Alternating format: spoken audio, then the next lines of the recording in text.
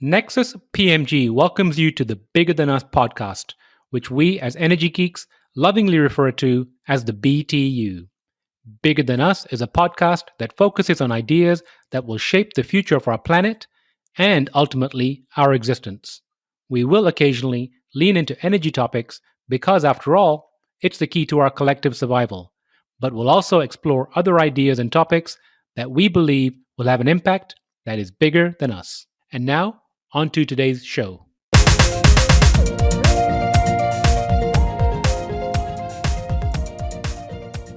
Hello, and welcome to the Bigger Than Us podcast. I'm your host, Raj Daniels, and today I'd like to welcome Craig Kasberg to the show. Craig Kasberg began working on commercial fishing boats in Alaska at age 14, and by 19 was captaining his own fishing vessel in Southeast Alaska. Craig then started a sustainable seafood marketing business where he began to envision the development of technology to upcycle seafood byproducts as the opportunity that could make the largest impact to the industry. Craig eventually began to focus full-time on seafood byproduct upcycling with the goal to reduce waste and encourage sustainably managed fisheries. This led to the development of the world's first green process of turning discarded fish skins into aquatic leathers. At the same time, Craig was working on developing extraction methods for producing chitosan from crustacean shells, which led to the co-founding of Tidal Vision in 2015 with his partner, Zach Wilkinson. Craig, how are you doing today? I'm doing great, Raj. Thanks for having me. Craig, thank you for joining. Craig, before we dig into the story of Tidal Vision, can you please explain to me what's a salmon gill netter? That is a commercial fishing vessel that uses about 1/4 mile long nets to harvest salmon to feed the world in Alaska. And how do those nets work? They are hauled in with big hydraulics and managed, by the state of Alaska through a limited entry fishery, meaning it's sustainably managed, and it's a very interesting industry. Very, very hard work, but also very rewarding. And the reason I asked that, and you mentioned history, can you share your history of how you got involved with salmon fishing? Yeah, that's what I grew up doing. I started working on commercial, salmon gill netters and halibut and black cod longliners when I was 14, nearly 15 years old. And I did that, through my early 20s. By the time I was 19, I was captaining my own commercial fishing vessel in Alaska. And that's where my love of the ocean and seafood and everything started from. What's the life like in a day of a fisherman? Very early mornings, very long days.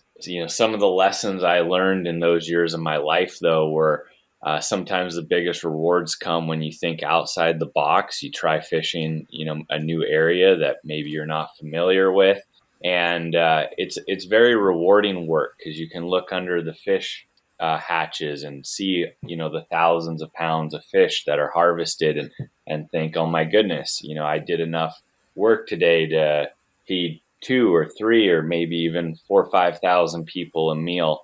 And there's something really tangible about that. When you say early mornings, ballpark, what does that look like? Oh, like 3 a.m. What time do you hit the water?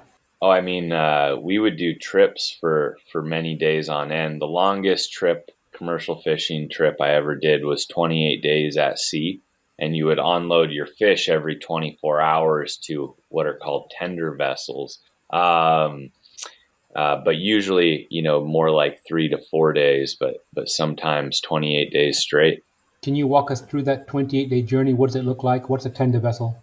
Yeah, so tender vessel is a boat contracted by the seafood processing industry to go out to all the fishermen on the fishing grounds and take their catch every day and bring it back to shore for processing, whether that be filleting, freezing, flash freezing, smoking, packaging, canning, whatever it may be.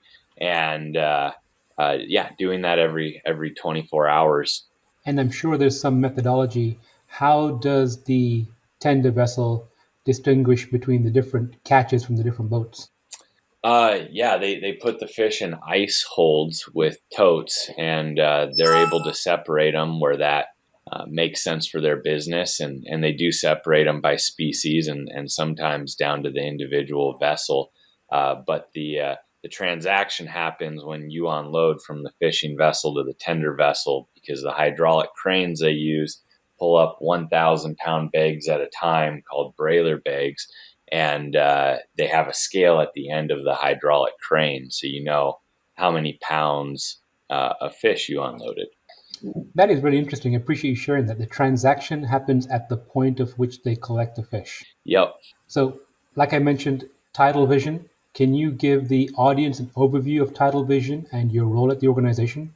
Yeah, absolutely. So Tidal Vision is a company that upcycles byproducts from sustainably managed wild fisheries that would otherwise be discarded. And, my inspiration for starting it was seeing all the waste generated by this industry I grew up in and love. It's a huge part of the culture and traditions in the area of Alaska I grew up in, and just seeing 30 to 40% of the biomass, ground up and discarded either back into the ocean or landfills. I just thought there had to be a better way. It seemed like the opportunity to make the biggest impact on that industry. And so Tidal Vision was started as a company to develop technologies for high value uses from these byproducts. And that evolved over time, but we ended up discovering a unique way of extracting this really high performance biopolymer called chitosan. And that's what we make today is we extract chitosan and then we produce chitosan solutions for different industries that displace synthetic chemicals. So it's very much a green business. We're taking a abundant problematic byproduct in crab shells, shrimp shells, any sort of crustacean shells, upcycling it. The only byproduct from our process is a fertilizer nitrogen input, and isolating this biopolymer that our team can do amazing things with. Now, I enjoyed doing research on Tidal Vision, and one of the products that intrigued me earlier in your journey were salmon skin wallets. Is that correct? That is correct. Yeah, the first green process we developed was the first vegetable-based tanning process for making aquatic leathers. And exactly right. Those aquatic leathers were produced from fish skins that would otherwise be discarded from, salmon smoking lines, where they would take the fillets and remove the skins before smoking. And we were able to turn that into a really durable product that was turned into all sorts of goods, from handbags to belts to wallets, like you mentioned, all sorts of different products. Now, how do you eliminate, let's say it nicely, the scent of the salmon? Fortunately, that's taken care of in the tanning process. Just like cow leather doesn't smell like a real live cow, the tanning process included a degreasing or removal of the oils and a preparing of the fibers for the tanning vegetable based oils. And so at the end, it smelt more like the tanning inputs than anything. That was a common question, though. Are you still providing salmon wallets? We are not. No, we handed that business over to a different company in Alaska that still makes some salmon leather to this day. Now, earlier you mentioned the biomass, and can you give us some idea of just how much waste is available for production?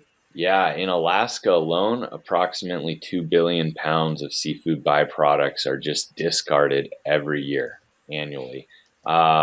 Nationwide, we're primarily focused on crustacean shells. There's about 800 million pounds of wild crustaceans landed annually in the U.S. every year, according to NOAA, from all the fisheries: shrimp, crab, lobster, and about 35% of that is waste.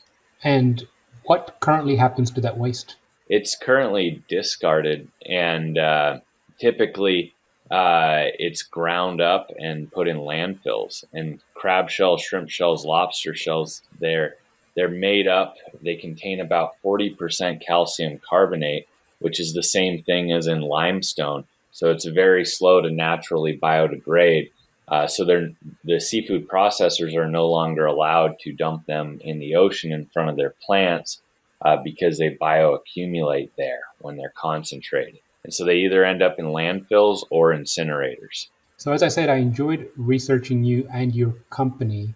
I know you started out in your teens as a fisherman. Nowhere in your bio does it say scientist. How do you go from being a fisherman to now creating these products from chitosan? That is a great question, and one I often struggle to answer. But I would bring it back to my fishing roots and say one thing about being a commercial fisherman is you really learn to be self-reliant. You learn how to problem solve, and you have to, because when you're out on the water for say up to 28 days straight, if anything breaks, if anything goes wrong, it doesn't matter if you're a mechanic or not.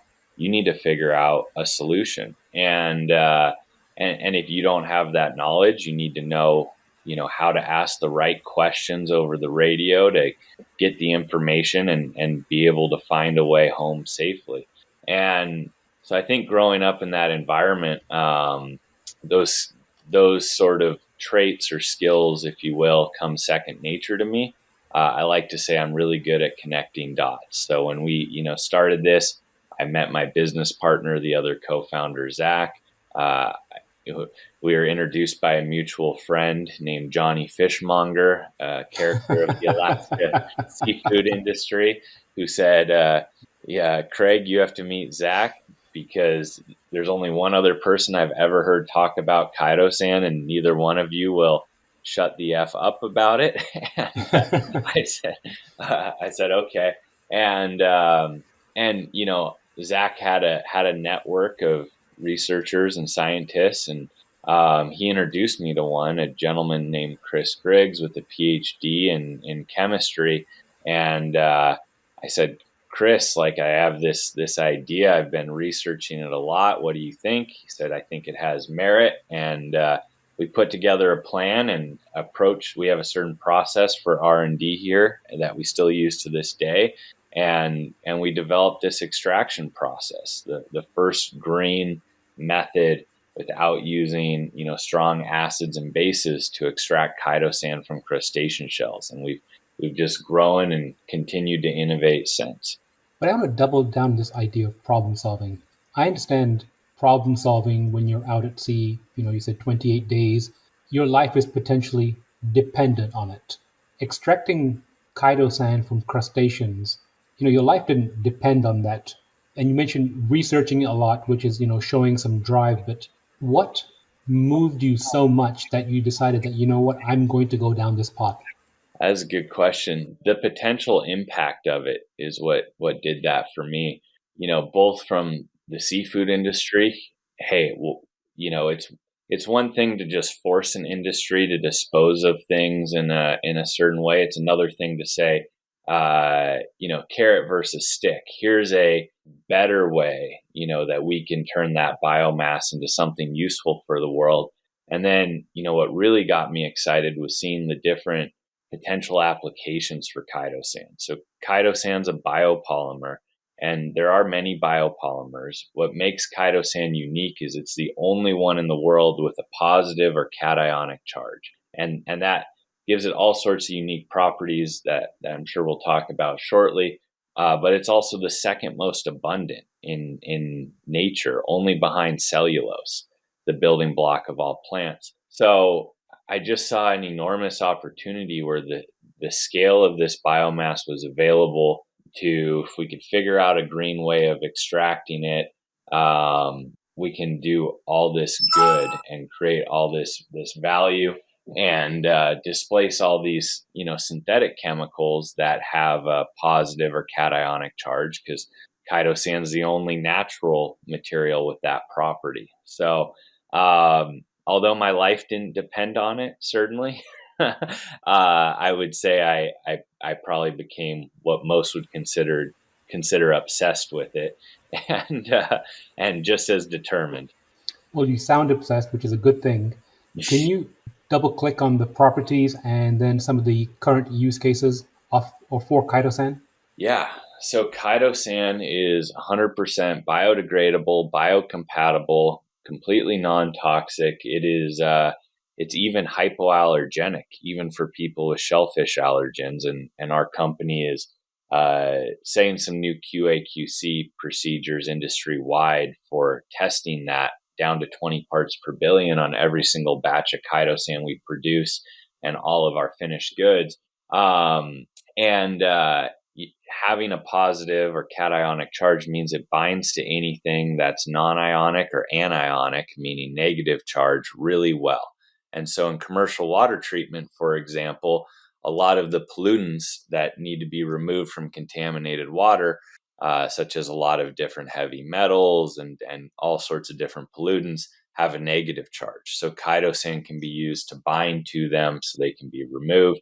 In the textile industry, that positive charge and the durability of chitosan gives the material really exciting fire retardant and antimicrobial properties. And most of our traction in the textile industry is on the industrial side, so fibers that end up in automobiles and mattresses and furniture and yarns for all sorts of things, where we're displacing silver and copper, these non-biodegradable heavy metal toxins that can bioaccumulate.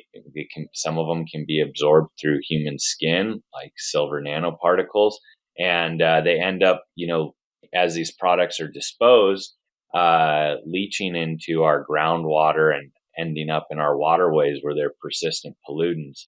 In the agriculture industry, chitosan can be used as a biopesticide, biofungicide, and bioinsecticide. And its use there is a little different. It's not solely derived from having a positive charge, like it is in textiles and the water treatment example I gave. In agriculture, chitosan is a plant elicitor because it doesn't just occur in the shells of crustaceans. It also is the building block of every insect exoskeleton and the outer cell wall of fungi. So plants have receptors for the presence of chitosan that elicits this natural immune response, and it basically makes the plant think, I'm being infested by insects or a fungal infection. And in nature, these things happen, slowly and go in cycles. But what happens in big agriculture is there's miles and miles of row crops, perfectly spaced out, 18 inches, perfectly fertilized. And it's an unnatural environment where, foreign insects, pests, and disease can spread like wildfire. And then farmers have no choice because they need to feed the world, but to spray really toxic pesticides and insecticides. So in agriculture, it's sort of a paradigm shift that what we're trying to do, which is get farmers to use chitosan before they have that insect outbreak, before that disease, plant disease or fungal infection spreads, because chitosan can suppress that a lot of the time and prevent that. And, just boils down to that classic saying, to solve these big problems, we have to, use a different approach or think about it differently than how we got in that situation. And that's why I'm so obsessed with chitosan, because it represents that. What was the first market you chose to tackle and why? Yeah, our first, commercial market for chitosan was water treatment. And I would say the reason why, just to be completely honest, was it was opportunistic. The state of Washington doesn't allow stormwater treatment companies to treat stormwater and discharge into the environment if they're using synthetic polymers, usually metal-based, aluminum-based, and or petroleum-derived polymers.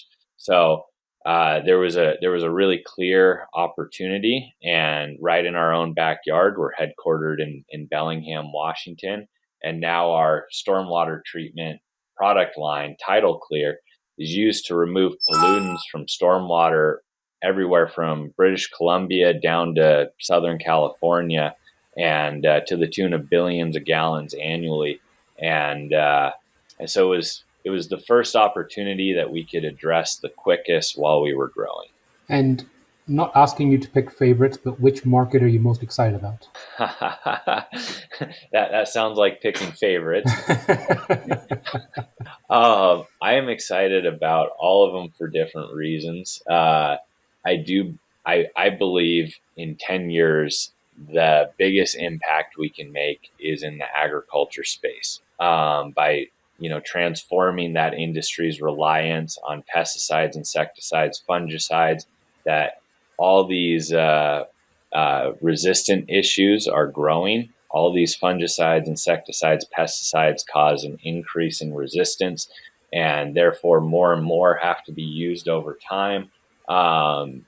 Just like antibiotics at feedlots, and chitosan, its mode of action is different, and it doesn't cause an increase in resistance. And there's a lot of science supporting that. So I think in 10 to 20 years, that's going to be some of the most important work. But I say that, and clean water is a fundamental need for the world, and textiles affect all of our day-to-day lives, from the clothes we wear to the carpet we walk on, to the fibers in our automobiles, to the furniture we sit on, and the impact there is enormous as well. Now, you mentioned sourcing the crustaceans, your feedstock essentially. Before you were, so I'm going to assume that you are paying for this feedstock. You're paying the fishermen for this feedstock. You mentioned that prior to that, they were putting them in landfills. Did you see a mind shift or a change in the fishermen that had the feedstock? Yeah, that whole industry, it's so interesting. They especially, in Alaska, and as well as our wild fisheries here, the fishermen take so much pride in using methods to harvest sustainably, and so much pride in using as much of the fish or crab as possible. It's culturally and traditionally built in at many levels, in the culture in these coastal communities, that the seafood industry is a huge part of the economy. And there's just a lot of pride in being able to say, okay, I fed people, and now instead of a third of the crab being put in landfills or incinerators, it's being turned into a biochemical solution that's displacing millions of pounds of toxic non-biodegradable metals. And it's a complicated story, but those metals being displaced in these industries, that prevents those metals from eventually leaching into our waterways and back into the ocean. So it's very much a full circle story, and I'm still very much connected to that industry that I grew up in, and there's a lot of passion and excitement there for what we're doing. That's great to hear. Now, the crux of our conversation, and you mentioned, your history in fishing and your love of the environment and seeing the waste happen. But, what's your why? The amount of challenges you must have gone through to launch this company. What continues to drive you and motivate you? The opportunity to make systemic impact. Our mission statement as a company is, we want to create positive and systemic environmental impact. And we believe we have a opportunity to do that. And our strategy for doing that is by making our chitosan biopolymer solutions lower cost, more convenient, and as good or better performing than the synthetic chemicals we're displacing. I think a lot of companies, a lot of green tech companies go into these markets pricing their solution at a higher price point, and we're in a really exciting position on a macro level to do the opposite. And that's how I think we can create systemic change. It's sort of the stick versus the carrot analogy again, right? These industries are ran by real people that really care about the environment, really care about doing the best they can in their business. And the industry, is, all these industries are fundamentally needed for humankind. And so, by just providing a just as good of a product at a lower cost point, there's real excitement there. And on a macro level, these chemicals we're displacing, they're derived from heavy metals that have to be mined. The cost of those aren't going down. Your question about paying the fishermen, these seafood processors have to pay the landfills. So we just take the shells for free. And so we're saving them costs, helping increase their margin. But we have a free feedstock and a zero waste extraction process that's very low cost. And we're competing with synthetic chemicals that, are more traditionally ingrained in these industries and more widely distributed today. But as every time we scale to the next level, our cost structure drops. And these metals and petroleum products, their cost structures, if you look over time, are just creeping up. And we're already sort of at that inflection point. And I think in another 5 years, our solutions are going to be mainstream in these industries. Craig, why is systemic impact important to you? Good question. I believe if you see an opportunity like that, there's almost an obligation to try to see it through. And doing that, requires collaboration with a lot of different types of people, different stakeholders. And that mission is universally motivating. And, when I'm in my 80s and looking back on my life, I don't want to ask what if. I see the writing on the wall on chitosan's potential, and I still consider us on the ground floor, even though we have facilities on both coasts now, and we're displacing thousands of metric tons of synthetic chemicals per month. I see millions in the future per month, and for me, that's really what it boils down to. I love the idea of being in your 80s and not asking what if, and staying on that vein. What's the most valuable lesson you've learned about yourself on your journey? That is a good question. Lots of lessons learned, tons of lessons learned. I would say the value in being fully transparent has opened a ton of doors for us. In the beginning, I was the typical, and still am, very optimistic entrepreneur.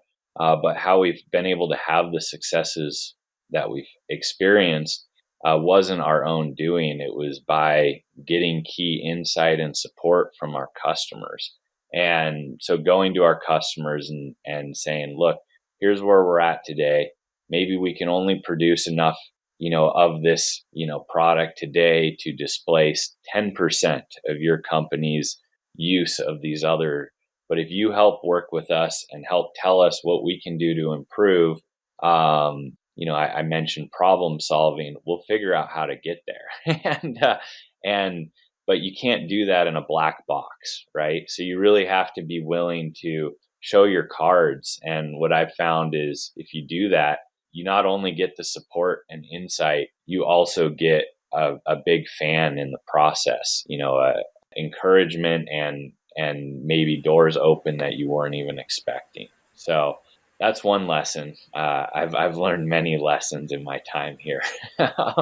So you mentioned displacing millions. Let's fast forward into the future. It's 2030.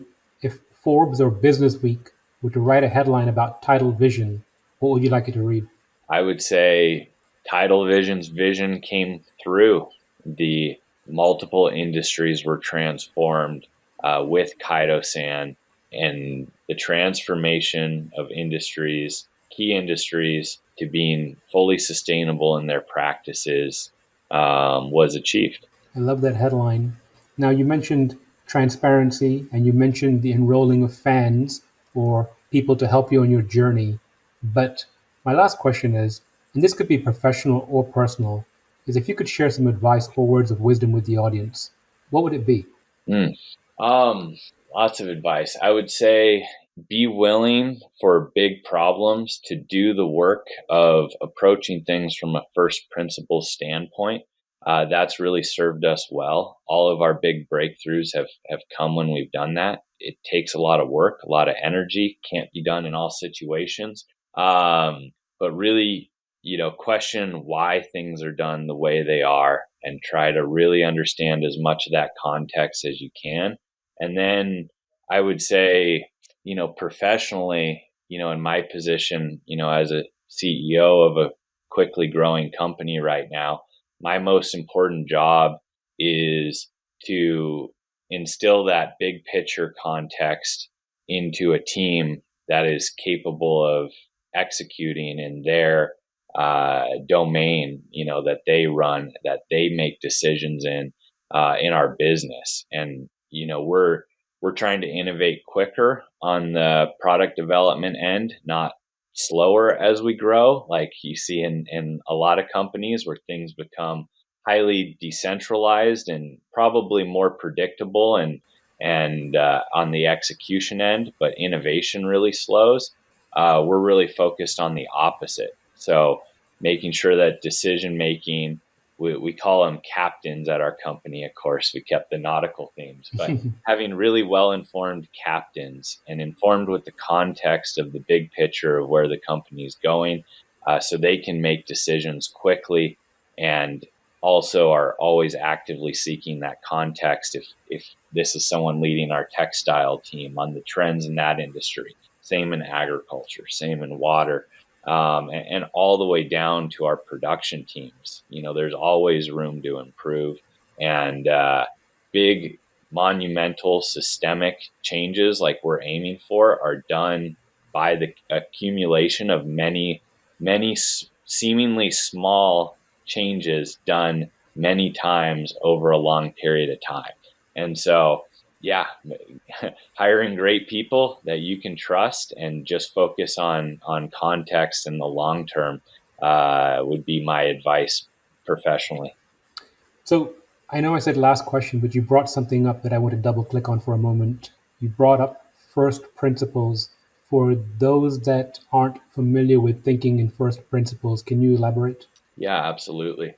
First principles, it's a terminology, it's a process. It's not one that we invented.